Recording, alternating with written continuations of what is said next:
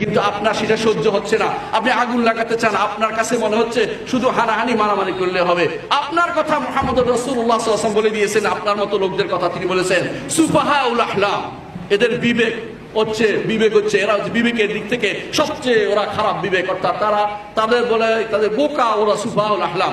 এবং বলছেন যে সুফাহাউল আহলাম নয়, শুধু তাদের বুঝও কম, তারা কোরআন পড়বে কোরআন ভিতরে ঢুকবে না, কোরআন শুধু উপরে থেকে যাবে, যা বুঝ আছে বুঝটা তাদের ভুল। কারণ দেখেন মুহাম্মদ রাসূলুল্লাহ সাল্লাল্লাহু আলাইহি ওয়াসাল্লাম আলী রাদিয়াল্লাহু আনহুকে বলেছেন, আলী আজ আমি কোরআনকে প্রতিষ্ঠা করার জন্য যুদ্ধ করছি, এমন একটা সময় আসবে কোরআনের অপব্যাখ্যা ঠেকানোর জন্য তুমি যুদ্ধ করবে। বুঝছেন কিনা? বুঝছেন? মুহাম্মদ রাসূলুল্লাহ সাল্লাল্লাহু আলাইহি ওয়াসাল্লাম কোরআনকে প্রতিষ্ঠা করার জন্য যুদ্ধ করেছেন। প্রত্যেকটা যুদ্ধ তার কোরআনের জন্য, দ্বীনের জন্য, আল্লাহ তাআলার ঈমানকে প্রতিষ্ঠা করার জন্য।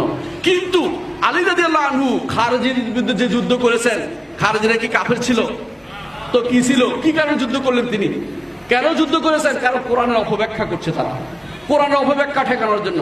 আজ এরা কোরআন এবং সুন্নাহর অপব্যাখ্যা করে, আবেগ তাড়িত হয়ে কোরআন এবং সুন্নাহর ব্যাখ্যা যারা ইমামরা করেছে সেদিকে নজর দেওয়ার সময় তাদের নাই। আপনি যতবারই বলেন যে এইটাতে এই দ্বিতীয় শর্ত আছে, তারা বলবে তুমি শর্ত দিচ্ছ ইহুদির দালাল হয়ে, নাউজুবিল্লাহ।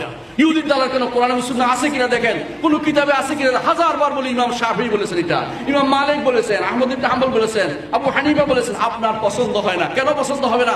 আপনার মনের ভিতরে আছে আগে থেকেই আকীদাগত বিভ্রান্তি আছে। আপনি যেহেতু বিশুদ্ধ আকীদার লোকদের পছন্দ করেন না, তাদের যে কোনো দোষকে তিলকে তাল করতে আপনি খুব পছন্দ করেন, তাদের দোষ নয় সেটাকে দোষ বানাতে আপনি খুব পছন্দ করেন। কিন্তু